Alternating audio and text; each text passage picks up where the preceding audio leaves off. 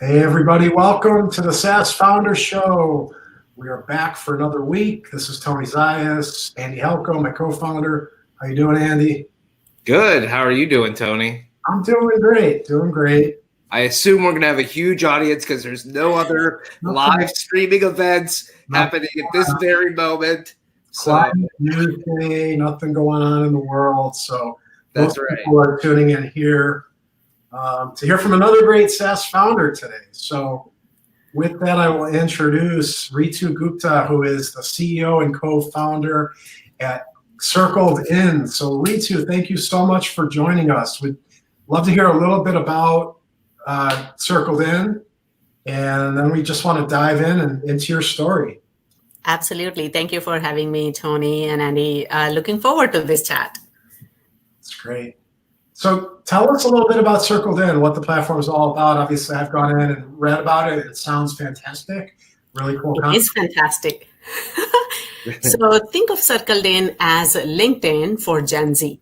Right now, we are connecting students with colleges. So students maintain a very detailed profile and portfolio like you and I do on LinkedIn in a very secure manner and made for them, very engaging, little bit of gamification, and for things that they do, academics, sports, music, volunteering. And then they can share it with any application they apply to, from college and scholarships to internship and summer job. We have brought colleges and universities, making a good fit match between the two, creating win-win, and hopefully making higher education more effective, efficient, and equitable. That's what we believe CircledIn is. And our mission is to be that de facto platform. Like you and I talk about LinkedIn, kids will say, oh, send me your CircledIn. 2 billion kids on the planet on CircledIn. Is that the goal, 2 billion? That's the goal. That's awesome. That's good. That's fantastic. The platform sounds amazing. I'm curious of always going backwards of, how did you get into it? What's the origin story? What brought you to the idea? And then, how did you start making it into real life? Well, I will say the seed for this was planted when I was 8 years old. Wow. And what that came about was when I was 8 years old, my mom started an elementary school in our home. My mom is a teacher, and because she had young kids, she had to leave the job just to be home. But she's a very strong leader, very career oriented and ambitious. And she said, I'm not going to waste my education sitting at home.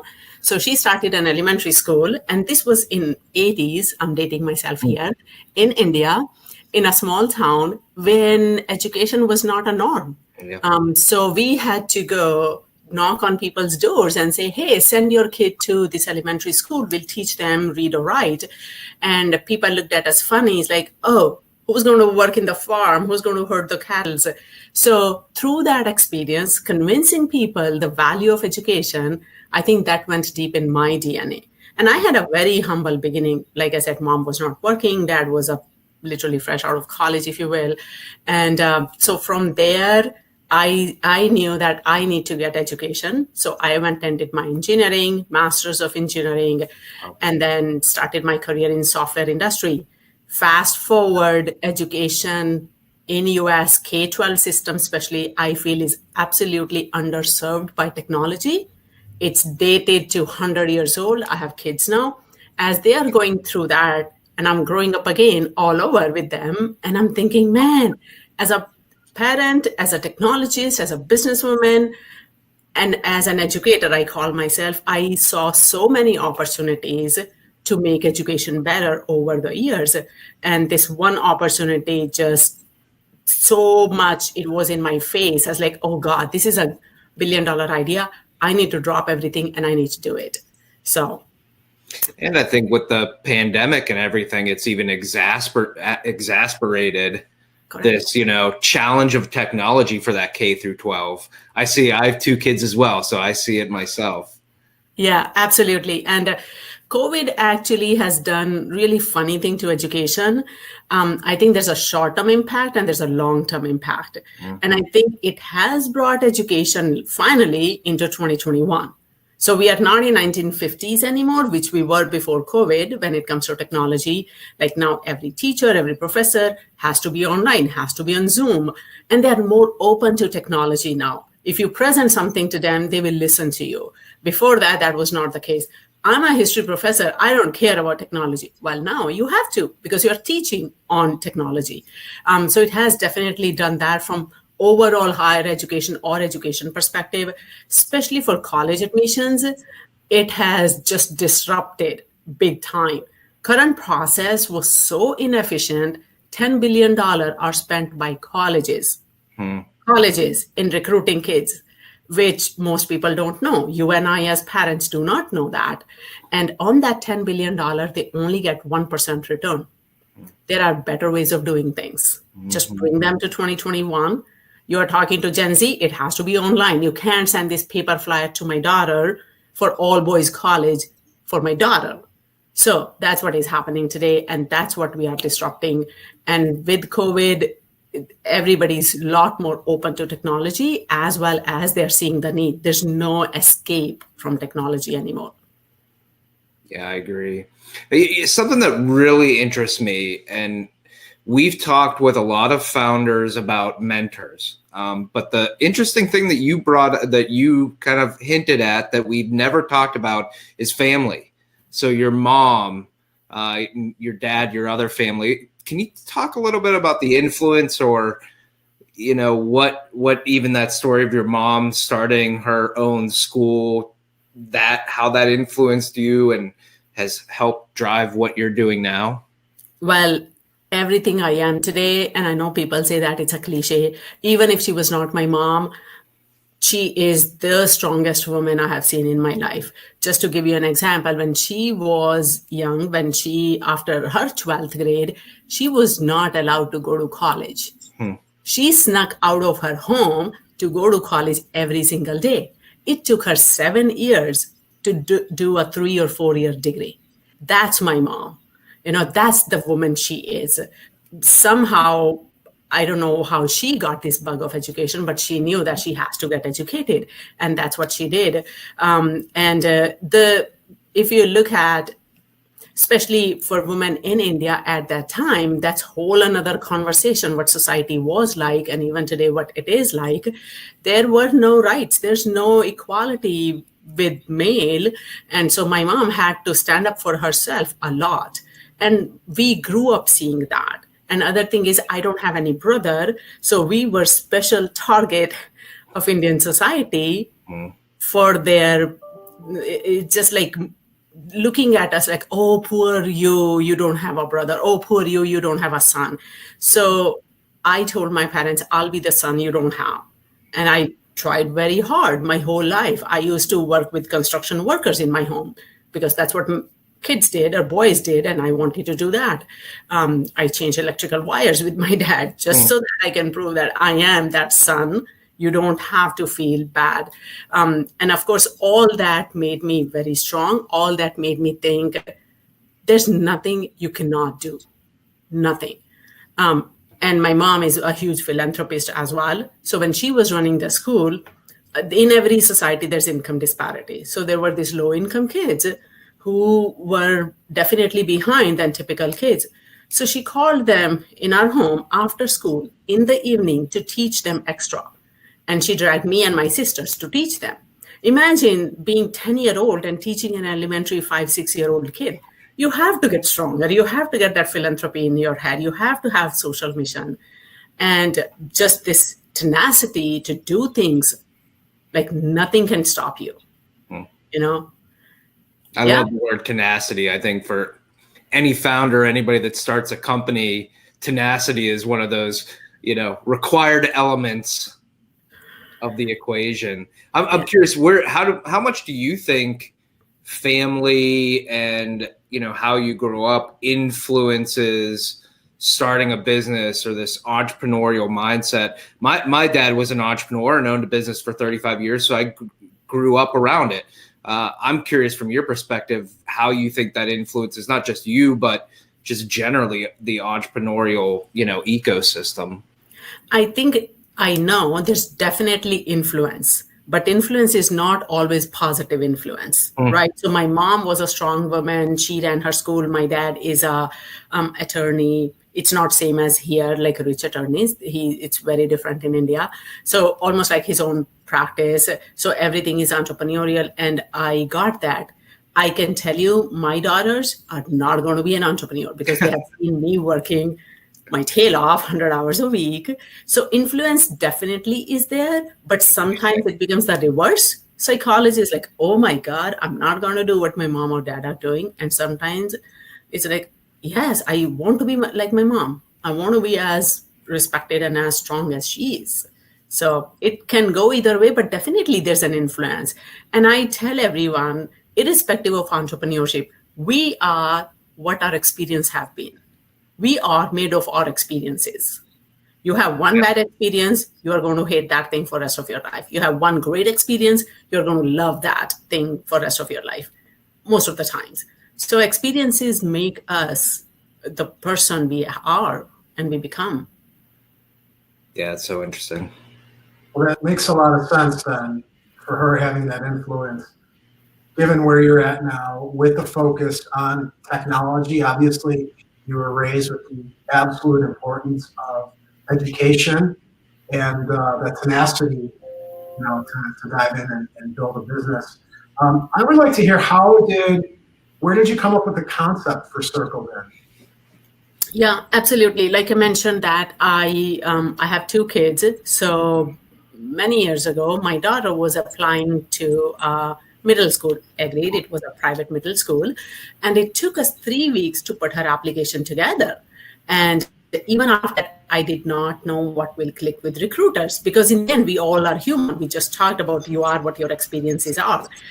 So I sent them her writing sample. Here's a video clip. Here's her science fair project. So she got accepted, but I lost access to that platform. And next application, start all over again. And then I'm thinking, oh my God, what about college? I did not do undergrad in this country. I do have MBA. I did MBA from University of Washington, but undergrad admission is nothing but a nightmare. So I thought I need to start at least accumulating all her stuff for her college admissions. And I thought, it's 2014, 15. There's got to be something. You and I have LinkedIn. There must be something for kids. To my surprise, I didn't find anything. And I'm thinking, wow, we are leaving all this generation behind when it comes to professional storytelling, professionally showcasing themselves. So as a parent, businesswoman, engineer, I was like, oh, everything is there. All we have to do, bring the Lego blocks together. It's not a rocket science that we are doing. Technology is all there. Cloud is there. People are used to Facebook, Instagram, all of that. No teaching and learning is required. Why don't we have that? So I said, there's got to be something. And of course, there are certain criteria when you're building a product for teenagers. One, it has to be super engaging. If it is not engaging, nobody is going to use that. Two, it has to cater to their needs. LinkedIn is not the answer for them. They don't have patents and awards and employment. For them, it's like, oh, I volunteered at homeless shelter. Oh, I played piano for 3 years. I participated in orchestra. I was in soccer. How do you tell that story?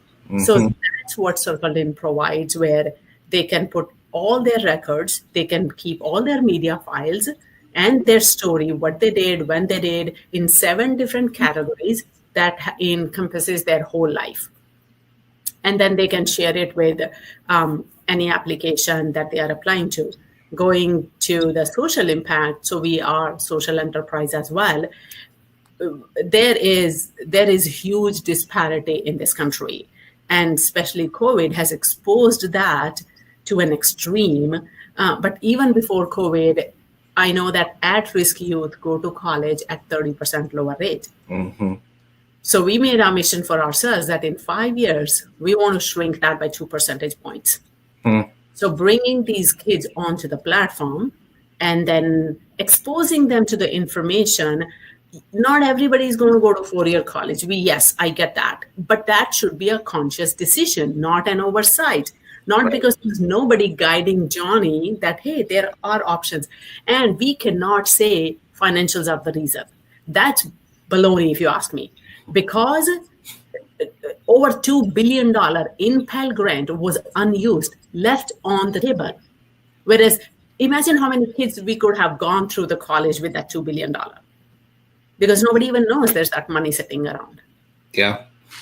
I think I just read for Harvard that their endowment produces enough like profit every year to pay for every student, plus still make some money, and it's there's money out there, trust me. But yes. I'm kind of interested in who the target audience is for you. Is it the parents? Is it the students? Is there a certain age? You talked about the social enterprise. How do you break that barrier of, kids that already have good access to technology versus those that don't? So can you talk a little bit about that? Yeah. So when you think about audience with CircledIn, actually, we are bringing the whole ecosystem together. So the whole ecosystem is our audience. And the K in our name is because kids are the center of our circle. And then on one side, you have families, schools, K-12 schools, and nonprofits. On the other side, we have colleges and eventually employers that we will bring to the platform. So how we work with students or how we reach them is actually through high schools. Our initial target is high school, even though platform is K through 12.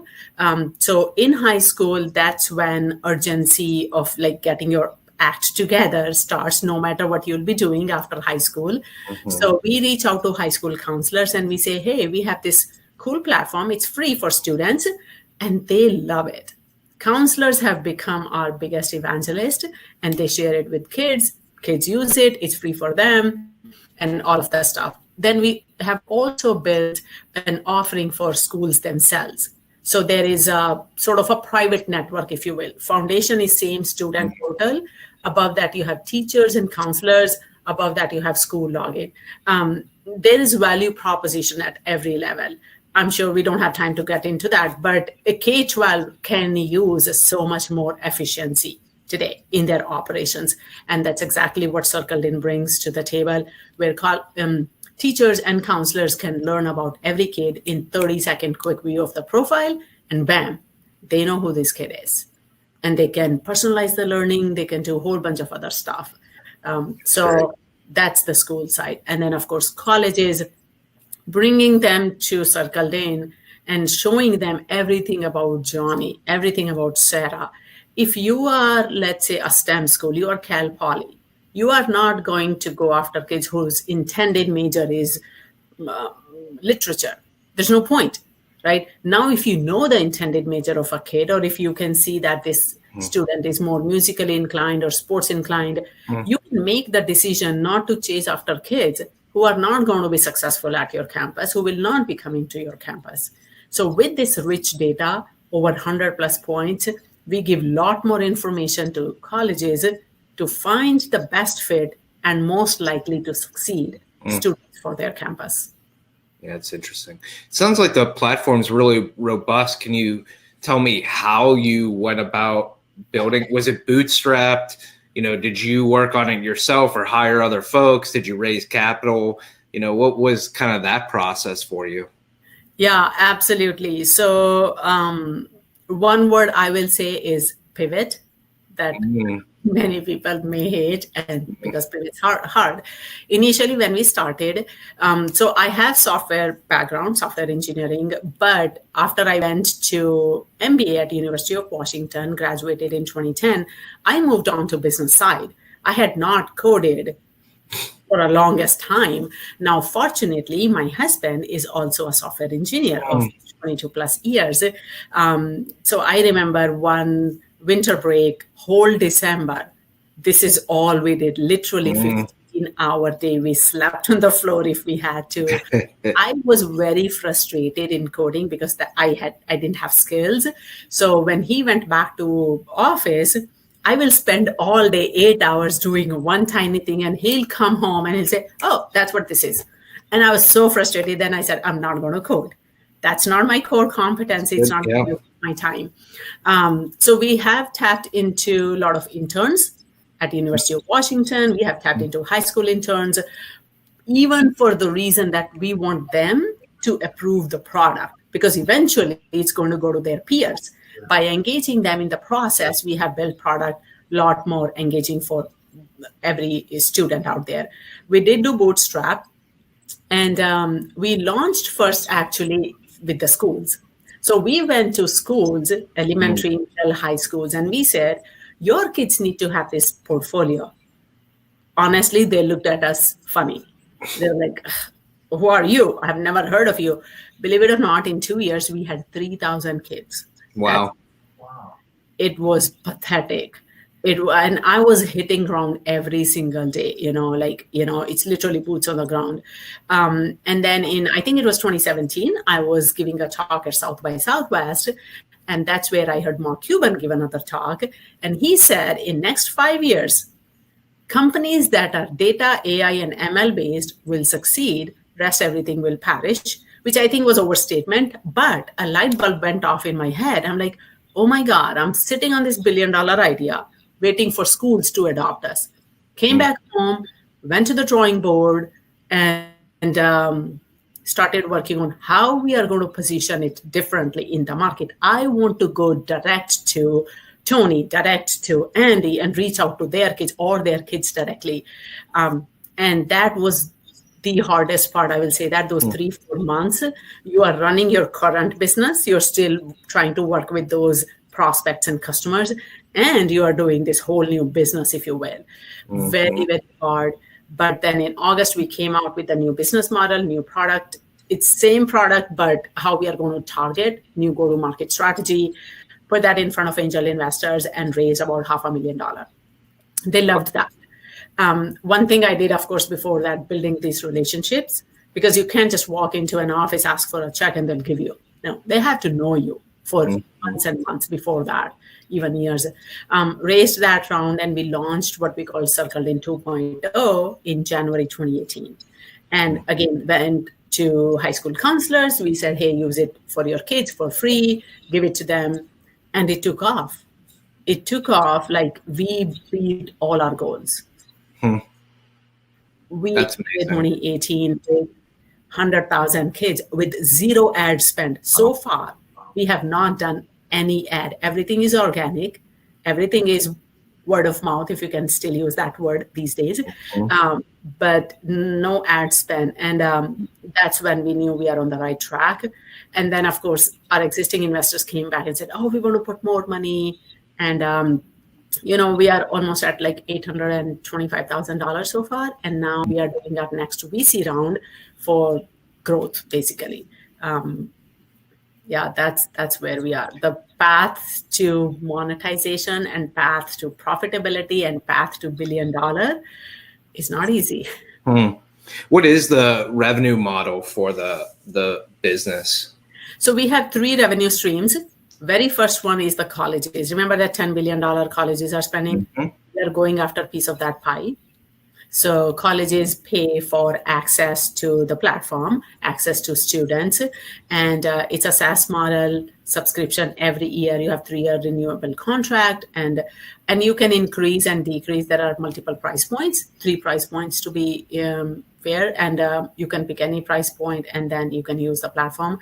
Second one is high schools, that private network I mentioned, high schools and nonprofits.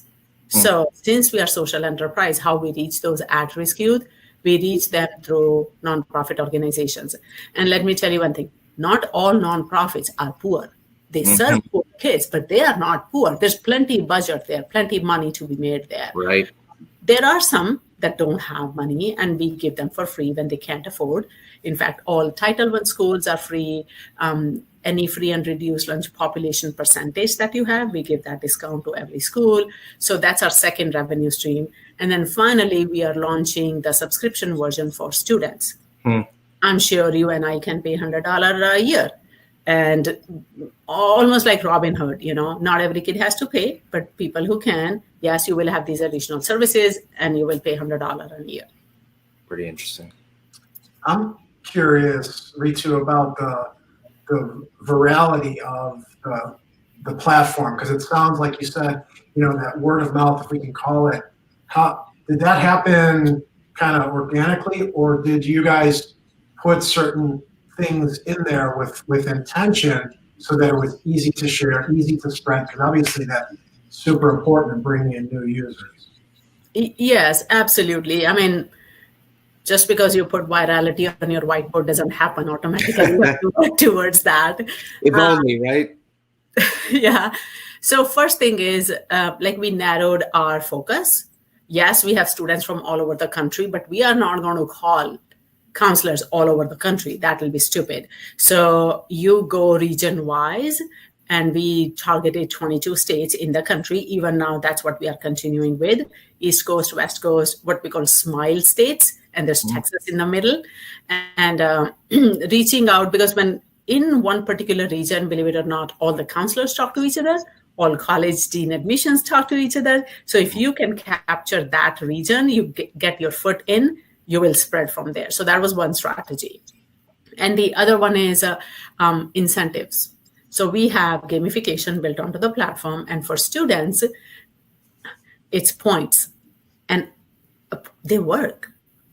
It was funny. Recently, points worked on me. And I'm thinking, oh my God, I'm an adult. Why do I care about points? But just because they said, oh, you were number 1 on our platform this week, I went and checked. So points work for high school kids. So they get points by inviting friends, inviting teachers, and asking teachers to write a recommendation. If teacher has to write a recommendation for the kid, they have to create an account. And that's how we get access to teachers as well. And teaching is that noble profession that teachers will do anything to make their kids successful. And we want to partner with them. We want to make their job easier because we all know that how much overworked they are. So that's our goal with that. So virality comes from these different, some strategies, some incentives, gamification, and stuff like that.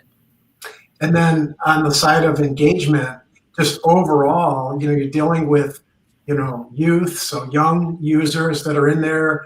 We're in I like to say it's the post-information age, right? There's too much information. So we got to filter. And so how do you, develop and improve a platform to hold more attention and retain the users, get them coming back and engaging?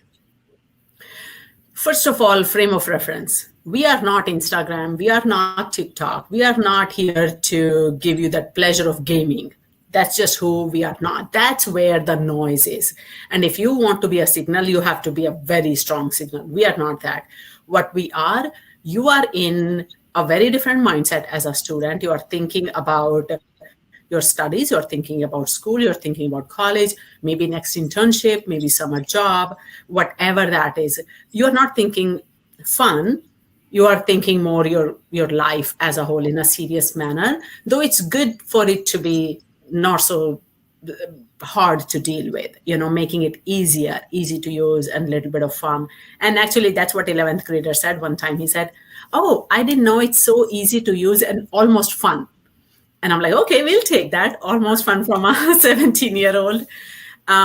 So the idea is that when you are working on CircledIn, you are in different frame of reference. 2, we work with counselors and we recommend that spend 20 minutes every other week or at least once a month with your classroom. Because you can set as a teacher or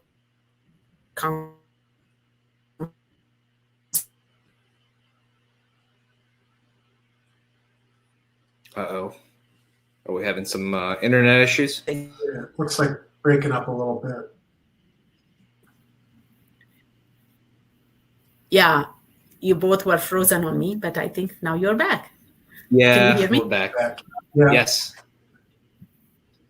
Okay.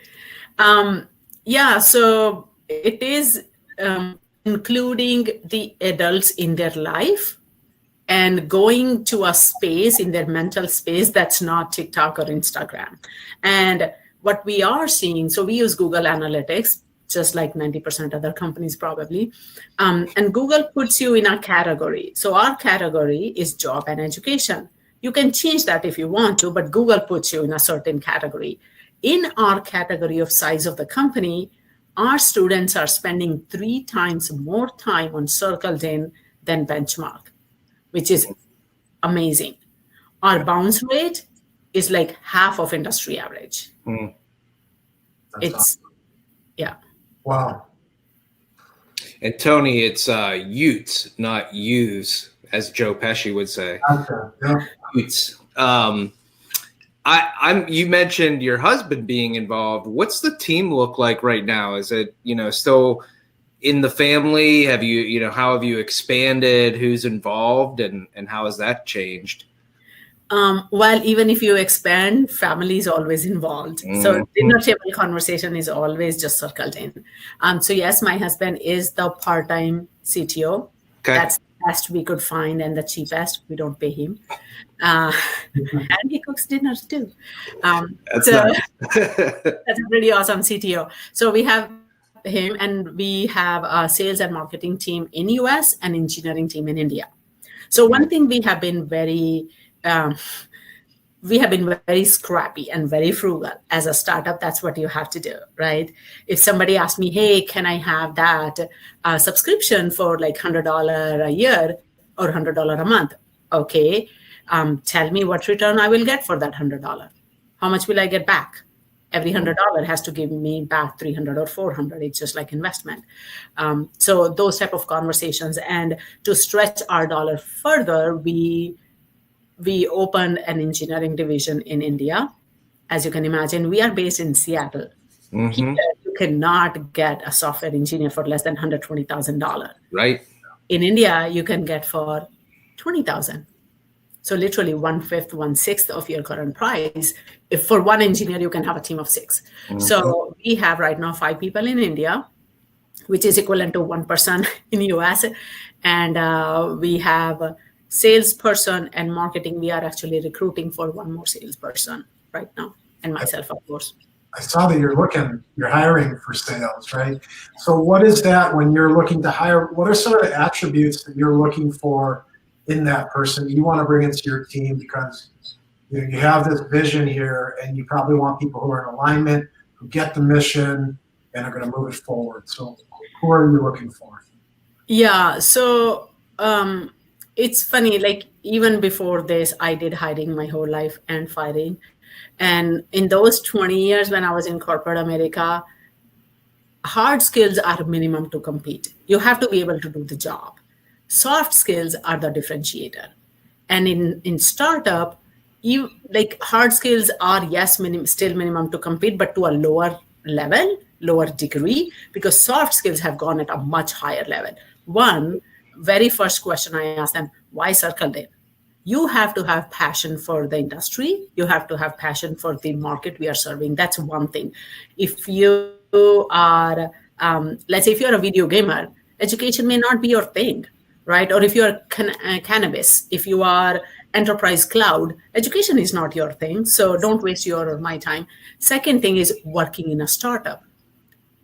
If you have been working in a big company, that's actually a negative on your resume if you're looking for a startup job. Because I want to see you can wear different hats, you have growth mindset, and you're not going to complain about that scrappy office space that you're going to be using where other people may stink.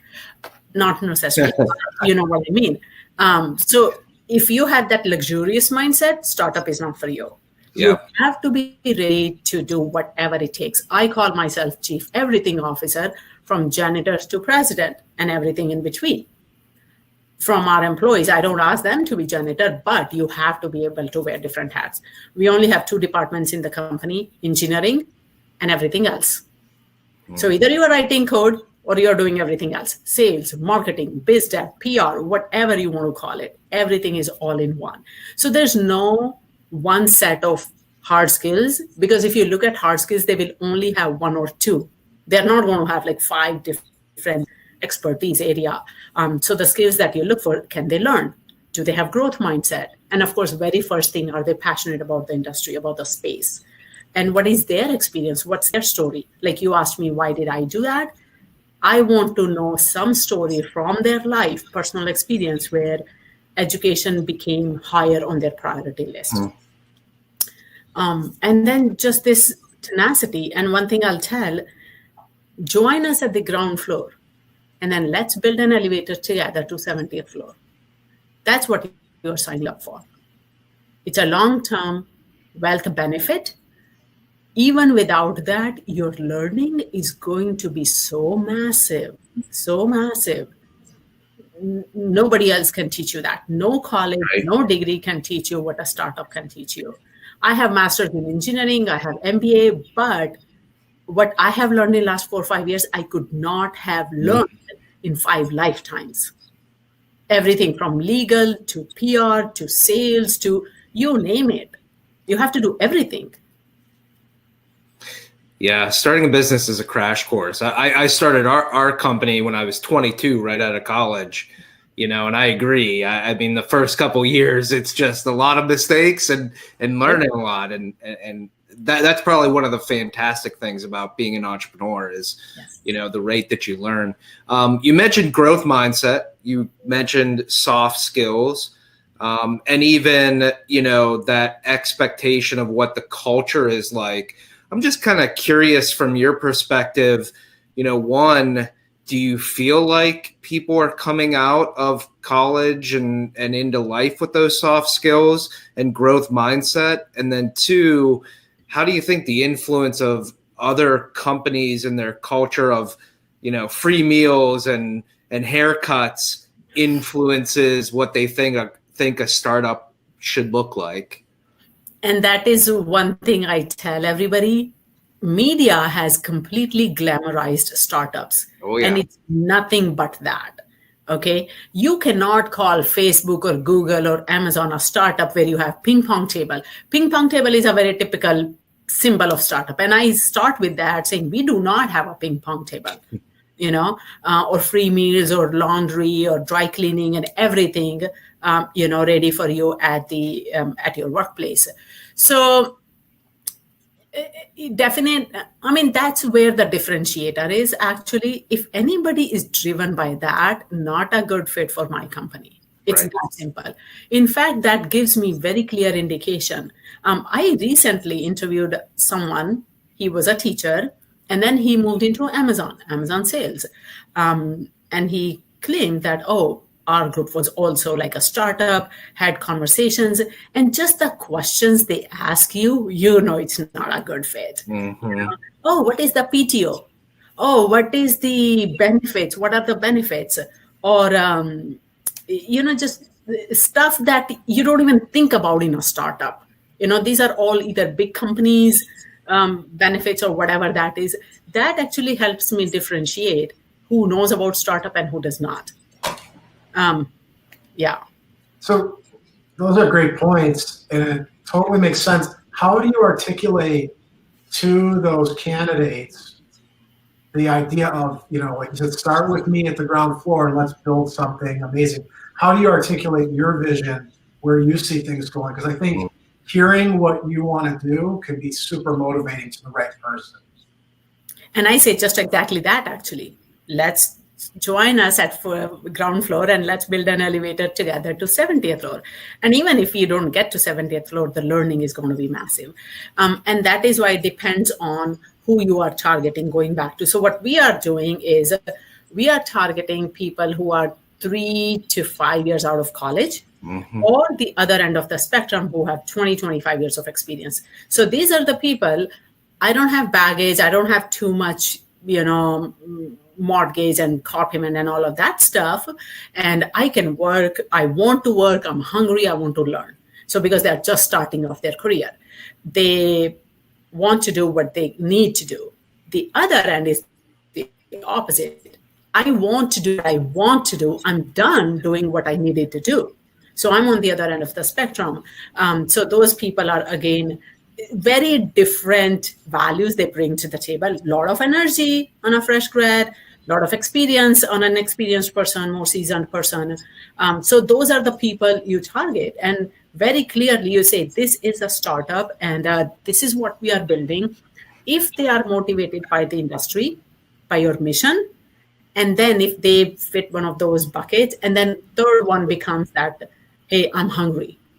I'm telling you, yesterday I interviewed this one guy, 3 years out of college, has been a driver for Amazon deliveries, could not get any break.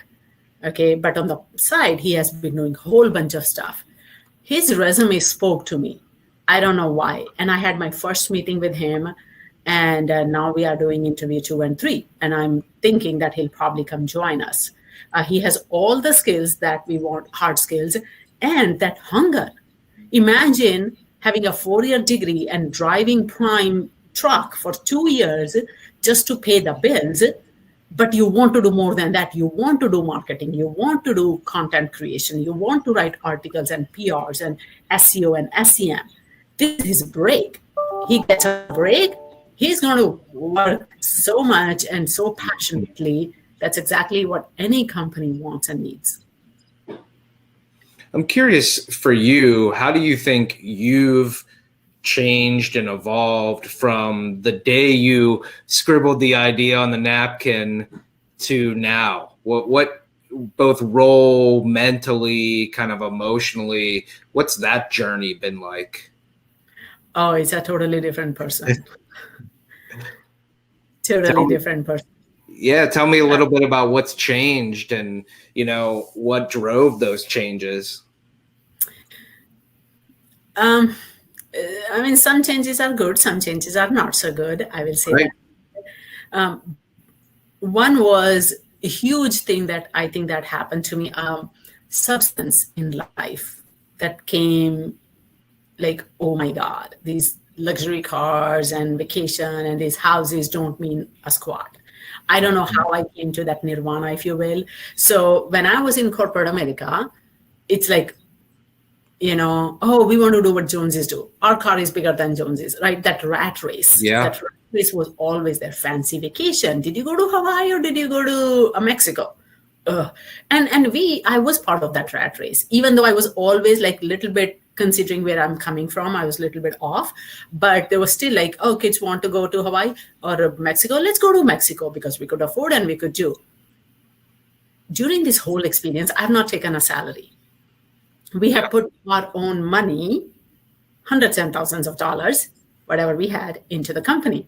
So everything, the budget got to get cut. You just can't be living at the same level.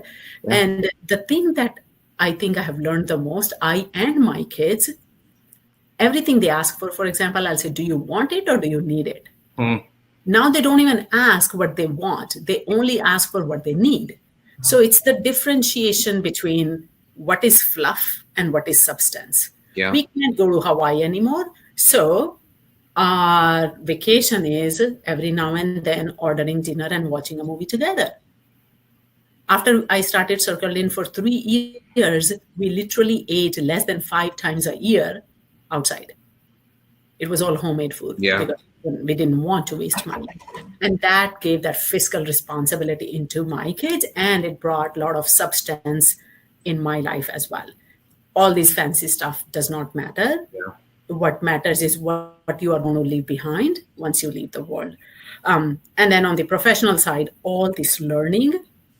One other thing, one change I'll say, when I was in corporate America, I had big brands names with me. When I was hiring, I could literally, salary was never even a negotiating point, right? If we want somebody, we got that person. You could just add on and on and on, all the benefits and money and bonuses and all of that, and you got who you wanted. Not so much now. It's literally working with people I would have never, ever worked in my previous life.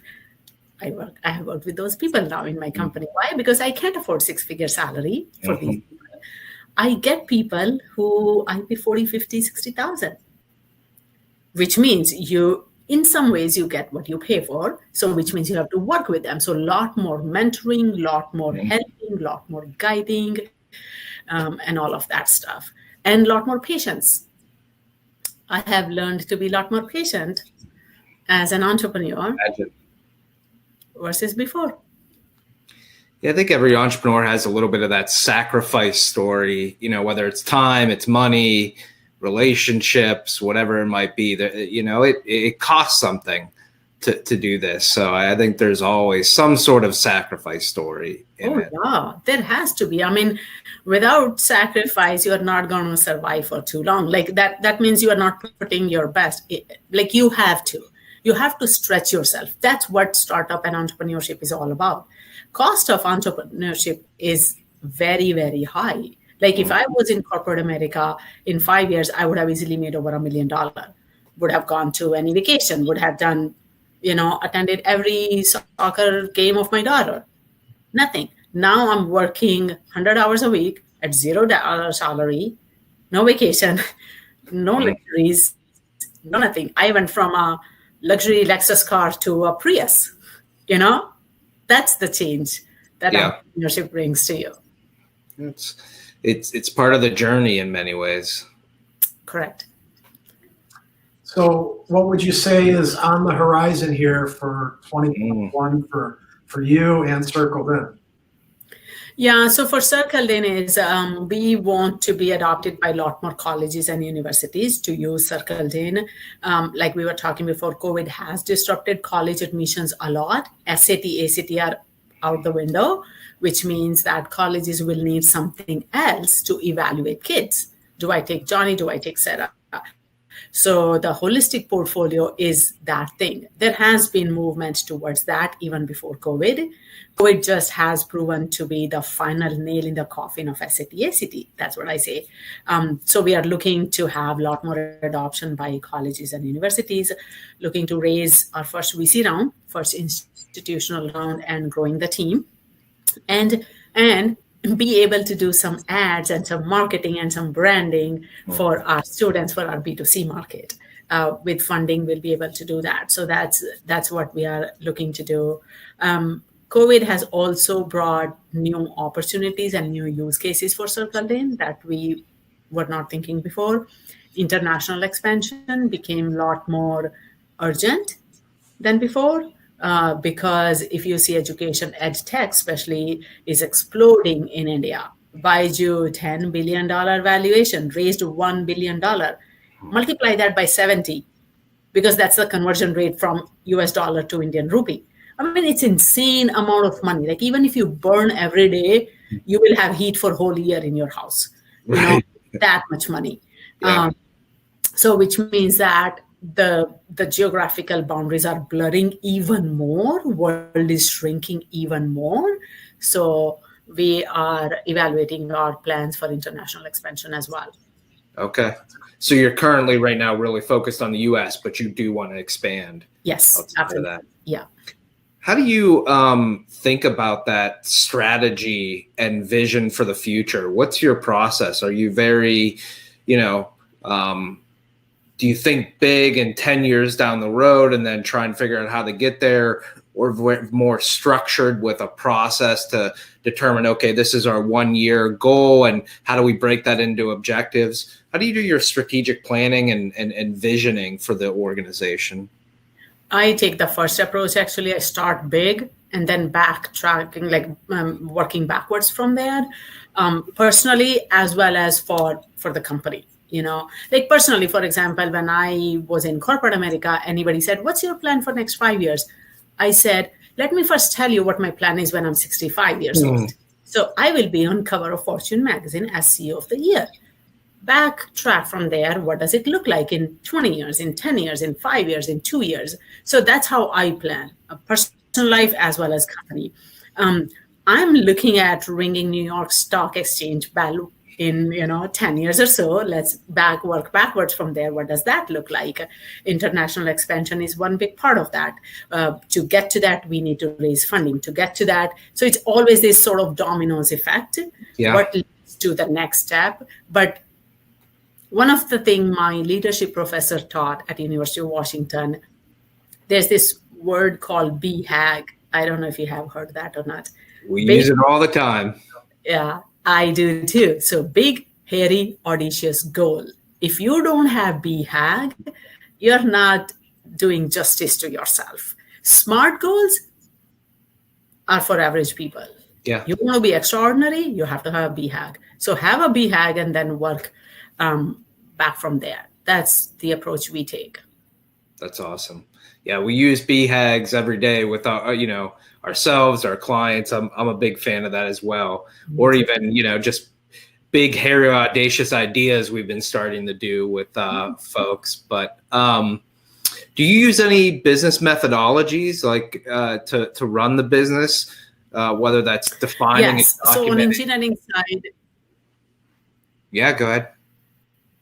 yeah. So on engineering side, for example, they use Scrum, which is like every 2 weeks planning, and that's more like second approach. Probably that's more like for day-to-day operations where you do that. So our CTO uses that 2-week planning, 2-week sprint, and that's how he works with the team. And on business side, yes, everything has to be lean. So I'm Six Sigma Green Belt certified. That came from thanks to Honeywell Aerospace. So everything in my mind is a project. And how can you make the project more efficient and cut out the fat? Cut out steps that are not needed. Everything I treat as a project, whether it's fundraising, whether it's my life, whether it's, launching this in Georgia or North Carolina or South Carolina, whatever that is. So if you take it from that approach and you think everything as a project and be as efficient as you can be. So we rely a lot on data. I use data every microsecond of the day. I cannot function without data. How many calls we made, how many demos we got, how many sales we did. So this whole pipeline, for example, for sales has to be there. If I don't know what is my conversion from calls to demo to closing, what am I doing? Like I have to be able to answer that question. So things like that. Being data-driven is definitely has been very helpful. And then looking at how to make any process, any task, a lot more efficient. And like we even count number of clicks you have to do in your CRM.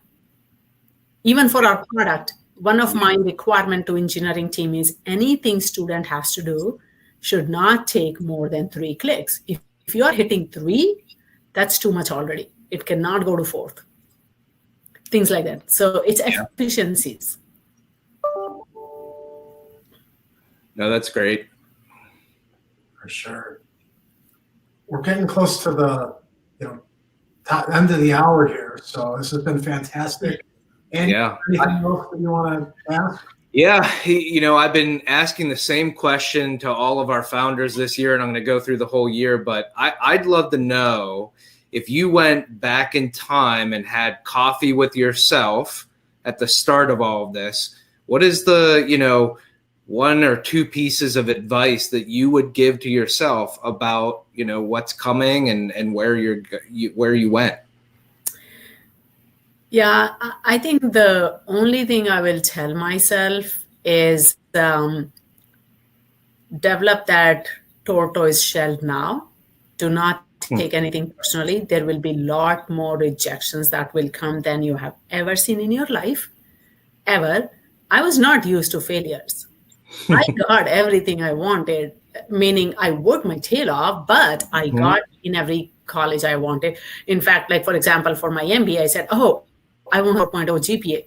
I had full-time job, I had 2 kids, and I was doing MBA, and I got 3.98. There was no reason. It was just my personal goal, BHAG, if you will. And I wanted to achieve that. I was testing myself. So entrepreneurship, I will tell myself that be ready to be a teenager. You want everyone to love you. And you will do things that you will not do. You have to drop your ego like anything. Like it's not about you. You are not representing yourself. You're representing your company, your business, your idea. So everything has to come through that funnel. That's one thing I will say, because getting used to rejection was hard. Yeah. Yeah, I think that's a great piece of advice. I mean, I know having my business for 19 years now, man, is that a lesson of being told no or working through hard things. And so I think that's great for, yourself and for our audience. So that's fantastic. Yeah. Yeah, excellent. So Ritu, we just want to say thank you once again. This has been awesome. Yes. Great story, and we wish you all the best in your growth and try to stay in touch here with you. For our audience, please go visit CircledIn.com and see the exciting things that are happening there. And we will see you next time. But Ritu, thank you once again, and have a great day.